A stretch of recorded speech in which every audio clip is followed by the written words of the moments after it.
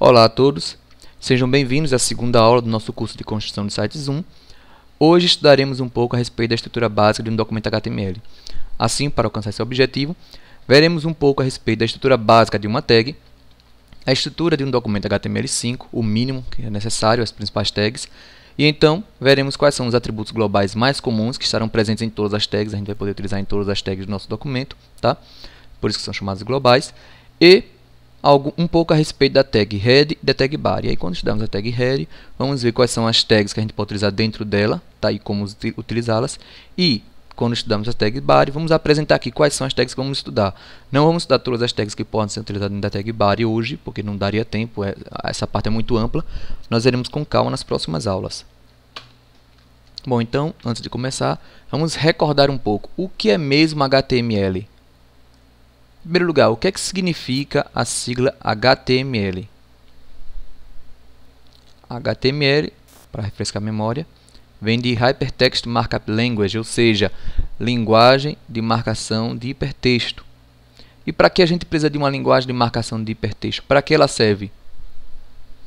É por meio de uma linguagem de marcação que a gente diz ao navegador como ele deve estruturar os elementos na página. Então a gente escreve uma página segundo esta linguagem e, a partir dela, os navegadores conseguem interpretar e entender o que é que a gente quer que apareça na tela, e aí eles vão conseguir renderizar, tá certo?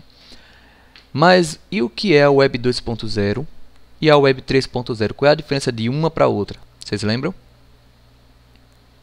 Web 2.0, né, é a web colaborativa, ou seja, que nasce quando a gente passa a ter tecnologias server-side que permitem a construção de páginas dinâmicas. E com isso todos nós passamos a ser construtores, produtores de conteúdo, tá? Não mais somente consumidores. E a 3.0? A 3.0 é a que a gente está vivenciando mais fortemente hoje, tá?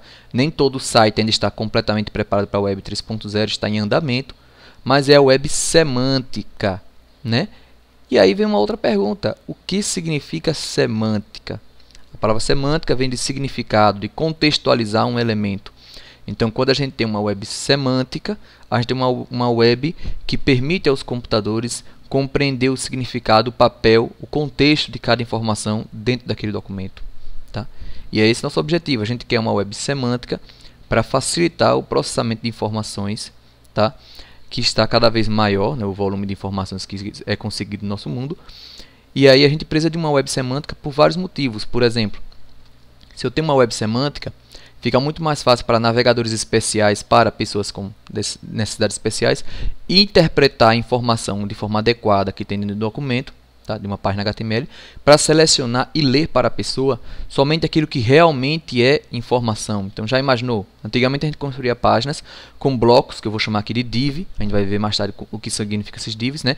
E aí toda a página era construída com blocos div, mas um bloco div sozinho não significa nada. E aí um navegador para uma pessoa que tivesse deficiência visual não saberia interpretar o que significaria cada um desses blocos. E aí, se ele fosse ler o conteúdo da página para a pessoa que tem deficiência visual, teria que ler toda a página, já que ele não saberia dizer o que é importante e o que não é. Mas, se eu construir minha página utilizando tags semânticas, tá, que guardam algum significado a respeito de qual é o conteúdo que tem dentro delas, eu tenho, por exemplo, tags específicas para especificar onde está o artigo, o conteúdo de artigo, conteúdo textual, para dizer se é uma figura ou não, tags para descrever tabela, tags para descrever área de navegação, cabeçalho, rodapé. Então, nesse contexto, o meu navegador poderia sim identificar as áreas com contexto escrito mesmo, mais facilmente legível para essa pessoa, né? E ler então para essa pessoa com deficiência visual, tá certo? Então veja a diferença. Então já tem um grande trabalho de cunho social.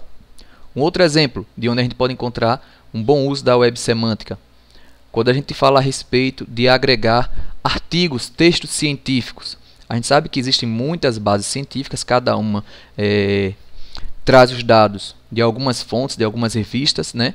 Indexa de algumas revistas, e aí fica difícil para quem está pesquisando encontrar informações específicas, né, a respeito de um dado tema de uma área científica em todas elas. Então seria interessante, por exemplo, um navegador, né, ou um buscador, como uma nova versão de um motor de busca, que seja capaz de, a partir de tags semânticas dentro do contexto de cada um desses artigos ou dessas bases, identificar a informação que é mais importante para a pessoa e trazer todas elas reunidas em um motor só. Então, quando a gente traz uma web mais semântica, a gente coloca significado, diz o que significa a informação que está lá dentro. Se ali é um resumo, né, a gente tem tag para isso, uma tag para summary, né, para especificar o resumo da página, uma tag para especificar o conteúdo do artigo da página, uma tag para especificar se é uma sidebar, uma barra lateral e, portanto, um navegador para uma pessoa com necessidade especial não precisaria ler aquela informação, né, de repente. Então, tudo isso aí acaba trazendo valor na vida das pessoas, tá? Então é por isso que a gente quer uma web mais semântica, tá certo? Bom, agora vamos começar nossa aula, né? E vamos começar vendo um pouco a respeito da estrutura básica de uma tag. Como vocês estão vendo aqui nesse exemplo, uma tag começa sempre, né, com menor e fecha com maior, tá? E aí nela vai vir o nome da tag. Se houver atributos, vamos ver os atributos depois. Essa parte aqui, então, não é obrigada, tá certo? Do o menor até o maior precisa, mas essa parte aqui onde eu descrevo o atributo igual e, entre aspas, o valor, não é obrigado colocar, tá certo? Há algumas tags que a gente vai usar sem atributos, tá certo? E aí eu fecho a área após o conteúdo que vai ficar dentro da tag. Tem muitas tags que vão aceitar conteúdo, por exemplo, uma tag de negrito. Eu marco de onde até onde vai o negrito, qual é o conteúdo que vai ficar em negrito. Uma tag de parágrafo, eu marco de onde até onde vai o parágrafo, eu coloco o conteúdo do parágrafo. Então, no caso dessas tags, elas abrem e fecham. Aí como é que eu fecho? Barra tag. Onde vocês estão vendo a palavrinha tag aqui, vai vir o nome da tag. Tem várias tags, por exemplo, eu estou colocando aqui o exemplo da tag BR, tá? Mas temos tags de parágrafo que é P, temos tags de negrito que pode ser B ou strong. Então cada uma delas viria menor, nome da tag. Lembrando que entre o menor que abre a tag e o nome da tag não pode conter espaços. Muitos navegadores não conseguem ler corretamente a tag se houver um espaço, tá? Então aqui eu abro a tag, coloco o conteúdo que vai ter dentro da tag e fecho a tag. Algumas tags, elas não apresentam conteúdo, como por exemplo a tag BR, né, que é a tag de quebra de linha. Se uma tag não apresentar conteúdo, basta a abertura dela, tá? Por quê? Porque o navegador já sabe quais são as tags que não apresentam conteúdo e, portanto, já sabe que ela não vai precisar procurar uma tag fechando a mesma. Professor, eu abri alguns códigos de página e vi que algumas das tags que não precisam de tag para fechar, eles colocam uma barra no final. Essa mesma barrinha aqui viria aqui no final. Isso é uma anotação que vem do XHTML, tá? Que ele herda isso, né, do XML, porque lá no XML, como a gente não sabe quais são o nome das tags previamente, pode ser qualquer nome, então em XML não dá para saber qual tag vai precisar de uma tag para fechar o conteúdo ou qual fecha nela própria. Então por isso que lá do XML, por isso que veio para XHTML, ela precisaria da barra para fechar. Aqui em HTML5 a gente não precisa disso, mas se você utilizar, a maioria dos navegadores vai interpretar corretamente, porque eles suportam ainda tanto HTML4, XHTML e outras versões, tá certo? Então não se preocupe que não vai dar erro se você utilizar a barra, tá? Os atributos que eu coloquei aqui são informações, parâmetros que vão definir alguma característica da tag, tá? Por exemplo, na tag de hiperlink eu posso utilizar um atributo para dizer posso e devo, um atributo para identificar o caminho do hiperlink, né, da página para onde ele deve ir quando clicar, no caso o atributo href, tá? No caso de uma imagem, numa tag image, a gente vai ter um atributo que é o sus para especificar o caminho onde se encontra a imagem. Eu recomendo sempre que coloque o valor da tag, do atributo, melhor dizendo, entre aspas duplas. Porque se você não colocar com aspas duplas e o seu atributo só tiver uma única palavra, né, por exemplo, a palavra casa, né, não tem problema, ele vai interpretar corretamente. Mas se por algum acaso tiver espaço dentro do valor, por exemplo, a gente vai ver aqui que a gente pode colocar textos, tipo casa de bonecas como um texto. Casa de bonecas tem espaço, né? Casa, espaço, de, espaço, bonecas. Nesse caso, somente se eu não colocar aspas duplas para fechar o valor, somente a palavra casa seria considerado valor para atributo e o de ele tentaria reconhecer como um atributo, né? Como se fosse um outro atributo. Olha a bagunça que ficou. Por isso que, apesar de que não é obrigatório, se o seu valor for somente uma única palavra, não quando tiver espaço, pode deixar sem aspas duplas, eu recomendo que coloque sempre aspas duplas, tá certo? A partir da HTML5, todos os atributos antes usados para a formatação de uma tag foram removidos. Então, por exemplo, vocês vão ver que páginas mais antigas utilizam a tag fonte para definir qual vai ser a cor, né, e outros parâmetros, né, alinhamento do texto. A gente não vai usar essa tag. Atributos que antes eram utilizados também para definir alguma coisa de formatação também não vão ser utilizados. A gente vai fazer tudo isso por meio de CSS3 mais à frente, tá certo? Bom, e qual é a estrutura básica de um documento HTML? Todo documento HTML vai ter pelo menos esses elementos aqui. Uma diretiva no topo, né, que especifica qual é o tipo de documento. Para HTML5 basta colocar menor exclamação, doctype, espaço HTML. Tá? Então a declaração diretiva doctype especifica qual é o tipo de documento que vai ser utilizado aqui, qual é o tipo de linguagem, né? Se é HTML4, se é HTML5, se é XHTML. Quando você usa somente HTML, só a palavra HTML aqui, os navegadores já sabem que é HTML5, porque nas anteriores tem mais informações especificando o dicionário, o esquema, etc. E aí a gente tem, depois disso aqui, né, uma tag principal, que vai conter todo o conteúdo, HTML, o nome dela, tá? Abre HTML, fecha HTML. E dentro dela eu vou ter duas tags importantes, que são a head e a body, que a gente vai falar já já, tá? E veja que elas também abrem e fecham, ou seja, vai ter conteúdo, outras tags aqui dentro de cada uma delas. Então aqui é a estrutura básica de um documento.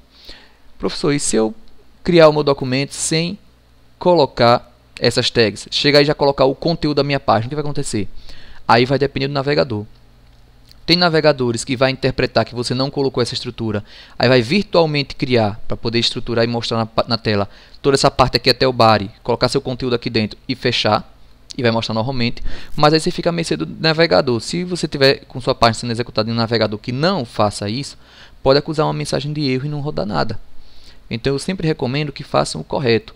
Então criem essa estrutura sempre. Então coloque lá a declaração, né, a respeito de qual tipo de documento, a tag HTML envolvendo todo o conteúdo da página, né? E aí tem a head, que vai só definir o cabeçalho, né? Informações referentes à página em si, informações que não aparecem na página do navegador, são informações a respeito do documento, e o body, que aí sim é onde eu vou colocar o conteúdo que vai ser renderizado pelo navegador, tá ok? Vamos agora ver um pouquinho mais a respeito de como devemos escrever essas tags. Em primeiro lugar, elas não são case sensitive, ou seja, tanto faz minúsculo ou maiúsculo. Quem observar páginas mais antigas, até HTML3, um pouco de HTML4, a gente tem um costume muito grande, a gente programador, desenvolvedor web, de escrever o nome das tags geralmente em maiúscula. Tá? Mas tanto faz, você pode colocar a palavra HTML toda em maiúscula, só a primeira maiúscula, toda em minúscula, vai funcionar do mesmo jeito. Tá? E pode também fazer, né? Aqui tudo em maiúsculo, aqui tudo em minúsculo, não tem problema. Ele vai reconhecer do mesmo jeito. Tá? Agora, uma recomendação da W3C hoje é que coloque o nome das tags em minúscula, tá certo? Toda tag deve ser fechada, exceto tags que não apresentem conteúdo, como já falamos anteriormente. As tags que não apresentam conteúdo, a gente chama de tag órfã, né, porque não vai ter a, entre aspas, irmã fechando ela, tá? Elas não precisam ser fechadas e, portanto, só tem a tag de abertura. E tags mais internas devem ser fechadas antes das tags mais externas. Em outras palavras, se eu abro aqui a tag HTML e depois abro a tag head, eu tenho que fechar a tag head antes de fechar HTML. Veja que a HTML só fecha depois. Da mesma forma, se eu abro o body antes, né, aqui dentro da tag HTML, eu tenho que primeiro fechar body antes de fechar HTML. Se você já estudou programação, lembra muito aquela ideia de quando você tem um if e um for, né, um dentro do outro. Então, se eu tenho um for dentro de um if, primeiro eu vou encerrar o for, eu vou fechar o for antes de fechar o if. Tá? Então, é sempre assim. Por quê? Porque o navegador ele vai sempre procurar fechar a última tag que foi aberta antes de tentar fechar as demais. Se você fechar uma anteriormente, ele provavelmente vai ignorar aquela tag de fechamento, vai continuar procurando a tag que fecha a que acabou de ser aberta, e aí com isso vai ficar sem fechar alguma tag corretamente. Tá? Em alguns navegadores, por exemplo, eu fiz o teste no Google Chrome usando negrito e itálico, se eu me lembro, e ele consegue perceber que houve uma confusão da gente e fecha corretamente as tags. Ponto para a Google que fez essa correção. Mas isso não é obrigado todo navegador a fazer. Pelo contrário, a maioria dos navegadores não fazem isso. O Internet Explorer, se bem me lembro, ele ainda deixa, eu acho, né? Sem fazer a correção, ou seja, você vai ter um problema. Você pensa que fechou corretamente a tag, mas como você inverteu a ordem delas, uma delas acaba não sendo fechada corretamente, aí fica com todo o texto marcado por aquela tag, aí fica uma bagunça. Por exemplo, às vezes eu vejo página na internet que começa com um negrito, aí colocou um link e logo depois continua o resto do documento inteiro negrito. Provavelmente ele teve uma inversão, né? Ou o outro caso que é quando a pessoa abriu a tag, mas esqueceu de fechar. Que é essa segunda regrinha aqui, ó, que toda tag aberta deve ser fechada. Acontece também. E aí o que acontece? Se ele não acha a tag que fecha, ele vai considerar que a tag está aberta até o final do documento. Tá? Então, tomar muito cuidado com isso. Professor, como é que eu me acostumo com isso? Treinando. Treinando, exercitando, errando e descobrindo onde foi que errou. Tá? Programação, construção de sites, é muito tentativa e erro para você aprender. Então você vai ver um pouco da regra, mas tem que treinar. Então vocês vão ver que ao longo do curso aqui, eu vou sempre pedir para que vocês pausem o vídeo e vão fazer em um documento externo, no caso, num bloco de notas ou em qualquer ferramenta que você esteja utilizando, treine o exercício e depois volte para a aula, tá? Para a videoaula, porque não adianta só assistir, tem que treinar. Bom, então aqui vai nosso primeiro exercício. Eu quero que vocês criem um documento HTML que, ao ser aberto no navegador, exiba a seguinte mensagem: Olá mundo, só isso. Podem pausar o vídeo agora e daqui a pouco a gente continua com a aula aqui.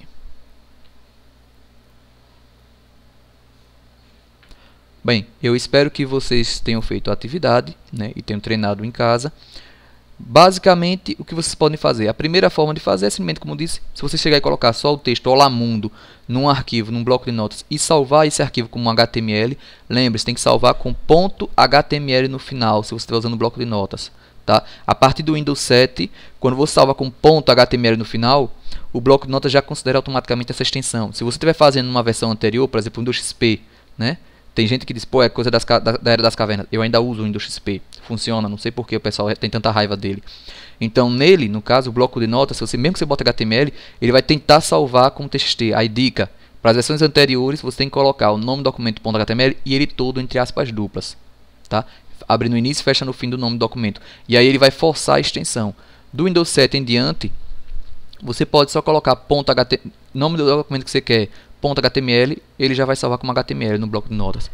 Bom, então se você só colocar Olá Mundo e salvar esse documento, quando você mandar executar no navegador, ele vai mostrar corretamente a mensagem, tá? E se você olhar, né, pedir para inspecionar com as ferramentas de desenvolvedor do Google Chrome, por exemplo, você vai conseguir ver o código, vai ver que ele criou um HTML, um head, né, um body virtual lá, né, que não existe no seu arquivo original, mas ele criou para poder ler corretamente. A outra forma, que aí é o ideal, mais correto, é fazer o seguinte: você vai criar um documento igual a esse, e aqui dentro do body, aqui dentro, pode ser aqui do lado, ou quebrar a linha e colocar aqui, você vai colocar aquele texto Olá Mundo. Só isso. Então veja que a estrutura é essa. Por enquanto a gente não está colocando nada no head, tá? Não está configurando nada, mas já dá para colocar um conteúdo aqui que vai aparecer no navegador. Se você fizer isso, salvar o documento, lembrando, tem que salvar com a extensão .html. Professor, e se eu não salvar com .html, se eu salvar como TXT e depois tentar abrir o navegador? Aí vai mostrar tudo isso aqui como texto. Não vai interpretar as tags, vai mostrar exatamente como se fosse tudo isso aqui um texto. Isso aqui como texto, com a palavra que você colocou e tudo. Faça um teste até para ver. Salve como TXT, vejam e depois salve novamente como .html e abram o .html para ver a diferença. Bom, então, acreditando que vocês já fizeram esse exercício, vamos agora continuar mais um pouco, né, e ver agora alguns dos atributos globais mais comuns. Há muitos outros atributos globais, estamos vendo aqui só os mais comuns. Esses três primeiros aqui a gente vai utilizar mais tarde, quando a gente começar a ver a respeito de CSS3. Esse primeiro atributo class permite que eu especifique um ou mais nomes de classe que vão ser utilizados junto com a folha de estilo, no caso com CSS, para fazer a formatação do meu elemento. Então eu posso chegar numa tag qualquer, numa tag de parágrafo, por exemplo, e usar o atributo class para definir um nome de classe, e aí eu posso criar uma regrinha lá na minha folha de estilo para aquele nome de classe e dizer como é que eu quero que aquele parágrafo apareça. Tá? Como a gente vai ver isso aqui mais aprofundadamente quando estudarmos CSS, então isso aqui por enquanto pode ficar um pouco estranho, né? sem entender, mas a frente vai clarear mais. O ID tem o objetivo de especificar um identificador único para o elemento, de forma similar a um nome que cada pessoa tem. Então no documento eu posso ter várias tags de parágrafo, mas eu posso dar um identificador único a um desses parágrafos, para ficar mais fácil de acessar esse parágrafo via CSS. Eu tenho como definir uma regra, tá, para mudar a aparência de somente um elemento com um dado identificador único. Eu posso utilizar também para acessar esse elemento a partir de JavaScript. Tá? Eu posso também fazer isso, então eu posso pegar meus elementos, dar identificadores únicos a eles e vou conseguir acessar aquele elemento a partir de JavaScript. No nosso curso, tá, no campus Tobias Barreto, vocês vão ver isso em construção de sites 2. Não vão ver agora. Tá? Quem não está cursando com a gente, claro, pode procurar nossas aulas posteriormente, que provavelmente teremos algum desse tipo postado, ou estudar JavaScript por conta própria. Tem muito material sobre isso em vários sites. Pode procurar na internet que você vai encontrar.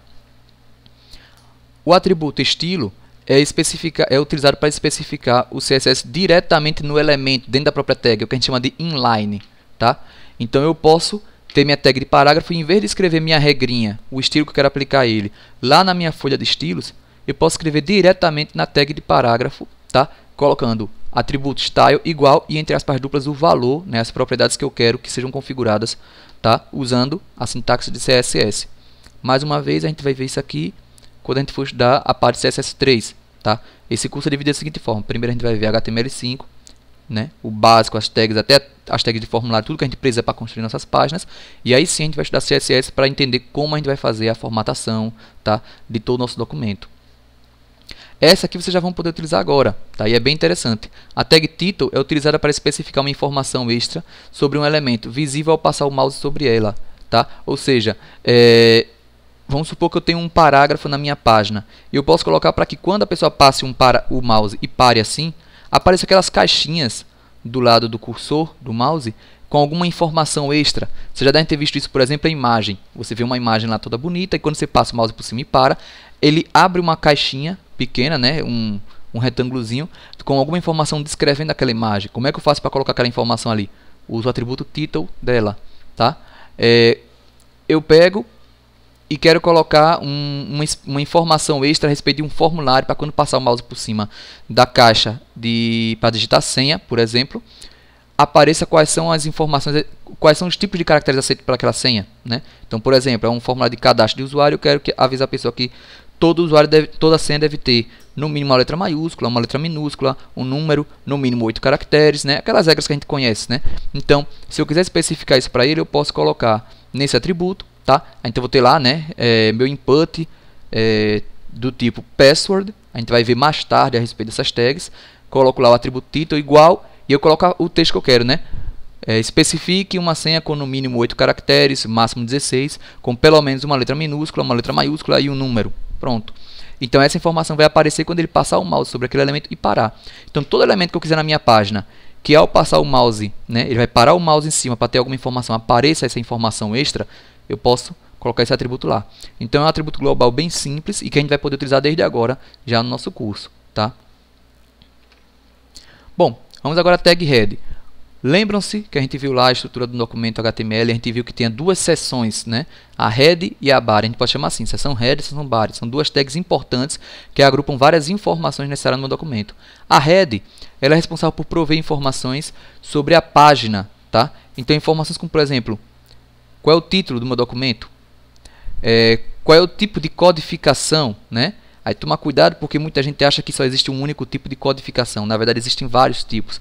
O que a gente mais usa aqui é o UTF-8, né? Se você criar lá no bloco de notas seu documento e salvar como, quando você for salvar você vai ver lá embaixo uma caixinha para escolher a codificação. Se você salvar como UTF-8, é interessante colocar lá no seu documento, na tag head, que você está salvando como UTF-8, que é para o navegador saber exatamente como ler cada caractere. Porque o que é que mais acontece quando você coloca a codificação errada? Os caracteres base, no caso, aqueles que já existiam desde o início da computação, todos possuem o mesmo código, tá?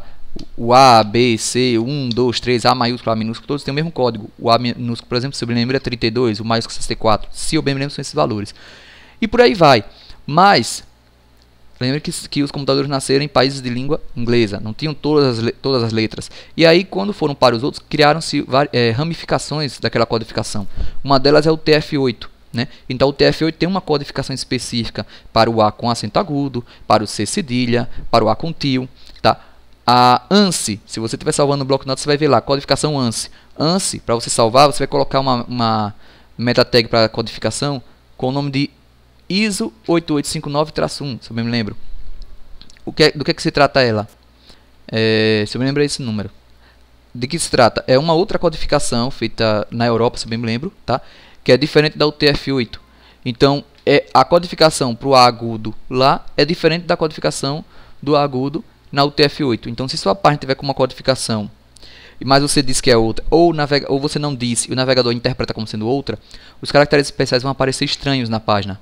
Vão aparecer ou com losango e uma interrogação dentro, que é geralmente quando você salva em UTF-8 e tenta mostrar como ANSI, se eu bem me lembro, né, como ISO, né? e o contrário, aí vai, não, minto, desculpe. Na verdade, quando você salva como ANSI e mostra como TF8. E o contrário, quando você mostra TF8 e você salva como TF8 e mostra como outro, o TF8 você mesmo salva esses caracteres especiais em 2 bytes, aí o que vai acontecer? Vai aparecer duas letras, um A maiúsculo com um tio em cima e a outra com outro caractere qualquer. Ou seja, fica tudo bagunçado a codificação dos caracteres especiais em seu documento. Então, para evitar isso, é importante que você saiba em qual codificação está salvando. É só você olhar na ferramenta qual é. E se eu não souber, professor, testei, não sei. Pronto, teste. As mais utilizadas são a ISO 8859 e a UTF-8. Então vocês vão verificar, provavelmente é uma dessas duas, tá certo? Quem quiser ter certeza de qual é a numeração, acho que é, se eu me lembro, é ISO 88593 ou é 8859113. Para ter certeza, coloca no Google Search e procura, né? HTML ISO. Aí você vai ver lá, vai mostrar o código. Então aquele nomezinho ali que você vai ter que colocar ISO, traço, tá? Então tem que botar daquele jeito, tá certo? Quanto a link agora, né? A meta tag, né? A meta tag, desculpe, não é meta tag, tem uma diferença entre as duas, né? A tag de link, ela serve para estabelecer uma relação entre um documento e um outro arquivo externo, tá? Então veja que todas essas aqui são tags que a gente pode utilizar dentro de nossa tag head, tá? Então eu posso ter uma tag para especificar o título, uma tag para especificar metadados, né? No caso pode ser a codificação, a palavra, quais são as palavras-chave, ou seja, as palavras mais importantes do documento, uma descrição sobre aquele documento, tá? Que é como se fosse um resumo pequeno, né, a respeito dele. E a tag link, ela serve para criar uma relação entre o documento atual e algum arquivo externo que eu preciso para usar no meu documento atual, para mostrar alguma coisa. Os tipos de link mais comuns são, lembrando que não são os únicos, tá? Mas os mais comuns são para estabelecer qual é o arquivo de estilo CSS que você está utilizando. De repente estou usando um arquivo externo de CSS e eu quero linkar ele com o meu documento para poder pegar todas as regras que estão lá e aplicar nele. Então vou criar um link com aquele arquivo de CSS e para criar link com ícones, para mostrar aquele íconezinho que aparece no navegador, geralmente ou na esquerda na barra de endereço ou lá em cima na aba com o nome da página, que aparece também esse ícone, tá? Que é um desenho que representa o símbolo do seu site, tá certo? Então esses dois são dois tipos de links. Tomar cuidado, tá? São os dois que a gente mais usa, mas tomar cuidado para não confundir com a tag de hiperlink. Quando a gente falar de tag hiperlink, eu vou estar falando da tag que a gente usa para criar uma ligação dentro do nosso documento, para que ao clicar nessa ligação, nesse texto, vá para um novo documento. Isso é o hiperlink, a gente ainda vai estudar. E quando eu falo de link, eu estou falando dessa tag aqui que a gente usa para dizer quais outros arquivos externos eu preciso utilizar no meu documento para mostrá-lo corretamente. Seja para poder mostrar o ícone dele, seja para saber quais são as regras de estilo que eu tenho que utilizar, tá? Eu também tenho uma tag de estilo que eu posso utilizar para definir os estilos de classe diretamente no meu documento. Então, se eu não quiser criar um arquivo CSS com toda a minha definição de estilo e linká-lo por meio da tag de link, a outra opção que eu tenho é utilizar uma tag de estilo que pode ter conteúdo, ou seja, ela abre e fecha, né? Então estilo e fecha com barra estilo, e dentro eu vou colocar todo o CSS que eu colocarei no documento externo, tá? É uma solução. A gente aqui vai estar trabalhando mais com o arquivo CSS, porque fica mais organizado esse arquivo externo. Eu posso reusar esse código em várias páginas, coisa que se eu colocar dentro de uma tag de estilo, só vai estar naquele documento. Eu vou ter que copiar e colar nos outros. Por isso que a gente vai estar utilizando sempre o arquivo externo. Mas você pode, sim, se você quiser utilizar uma tag de estilo dentro do seu documento, tá? Lá na head e colocar lá dentro do seu texto, tá? Suas regras de CSS. E a tag script, similar à tag de estilo, só que para prover instruções em linguagem de programação, que geralmente é JavaScript, tá? É um padrão hoje. No passado ainda havia VBScript, mas hoje em dia só vejo JavaScript, tá? Então eu posso criar lá uma tag de script, e aí eu posso ou colocar o caminho para o arquivo, ou eu posso colocar o meu código dentro dela. Então ela também é uma tag que abre e fecha, né? Então vai ter lá tag de script e tag barra script para fechar, tá certo? E aí eu posso colocar lá dentro. Repetindo, a gente não vai ver JavaScript nesse curso, tá? Nessa primeira disciplina. Então, isso aqui a gente não vai utilizar agora. Provavelmente, na segunda, vocês vão ver bastante quanto a isso. Bom, agora eu vou mostrar um exemplo, tá? Foi extraído desta página aqui. Quem ir lá, inclusive esse site é muito bom, o W3 Schools, né? Que é um site que traz todo a respeito de tecnologias web, não só HTML, mas CSS, JavaScript, PHP, segundo diretrizes de grandes consórcios como a W, né, que é o consórcio da World Wide Web, tá? Então eu peguei um exemplo da página deles. Aqui é uma versão enxuta, né? Eu recortei, que era um pouco maior do que isso, mas vamos lá que dá para ver bem o que é que eu posso ter dentro de uma tag header. Então eu tenho aqui o título da minha página, tá? O nome da página dele chama-se HTML Editors, é esse nomezinho aqui que vai aparecer lá na barra do navegador, tá? Lá na aba no topo. Estou especificando aqui o tipo de codificação, então veja que eu coloco a tag meta e boto char7 igual o tipo de codificação que eu quero. Nesse caso a codificação aqui é o TF8, então eu vou estar salvando meu documento em UTF-8, tá? Aqui eu tenho uma outra tag meta, tag que no caso vai estabelecer o viewport, no caso qual é a área de janela, área de visualização, tá? Isso aqui é muito utilizado hoje com o objetivo de criar layouts mais responsivos, ou seja, que se adequam corretamente de acordo com a área do seu navegador. Então, se você tiver no computador desktop, né, vai estar com uma área de visualização muito maior, mas se você for para um tablet ou para um celular, a área é menor e ele vai tentar ajustar. Então, isso aqui é uma coisa que vocês vão ver bastante. A gente não vai estar trabalhando com isso agora, provavelmente ao final desta disciplina, que a gente vai ver um pouco a respeito de um exemplo de framework para utilizar CSS da própria W3, tá certo? E que é esse arquivo aqui. Então, como mais à frente a gente vai usar, então talvez a gente comente e use mais, mas por enquanto a gente não vai estar utilizando. Mas já eu deixo aqui para que existe, tá? Eu tenho aqui uma outra meta tag aqui agora para especificar as keywords, no caso as palavras mais importantes. Então nessa página aqui tem HTML, CSS, JavaScript. Aqui uma descrição e aí vocês veem que é um texto, né, explicando. Então aqui está dizendo, né, que são tutoriais de construção web, né, bem organizados e fáceis de entender, com muitos exemplos de como usar HTML, CSS, etc. E aqui eu tenho duas tags de link, uma vinculando um arquivo de ícone que vai ser exibido lá no topo. Isso aqui você pode especificar, mas você não é obrigado a especificar, tá? Se você não especificar, aí cabe ao navegador, quando lê esse arquivo, identificar que tipo de arquivo é, para poder fazer a relação com o ícone e colocar na página. Se você especificar, ele vai ver aqui e vai saber, ele está especificando um ícone, né? Olha o ponto ICO. Se você vai botando uma imagem do tipo PNG, seria image/png, para ele saber qual é o tipo de arquivo que está passando. E aí passa aqui o tipo de arquivo, né? o nome do arquivo, desculpe, e aí diz qual é o tipo de relação. Já aqui embaixo eu tenho uma outra tag de link que eu estou dizendo que este está com esse documento e a relação dele é de uma style sheet, no caso uma folha de estilo. Então é um arquivo que está definindo todo o CSS que eu vou aplicar no meu documento. Lembrando que é ter mais de um arquivo de CSS vinculado a uma mesma página. Então eu poderia ter 5, 6, 7, quantas tags eu quisesse aqui, de link rel igual style sheet, amarrando arquivos externos ao documento.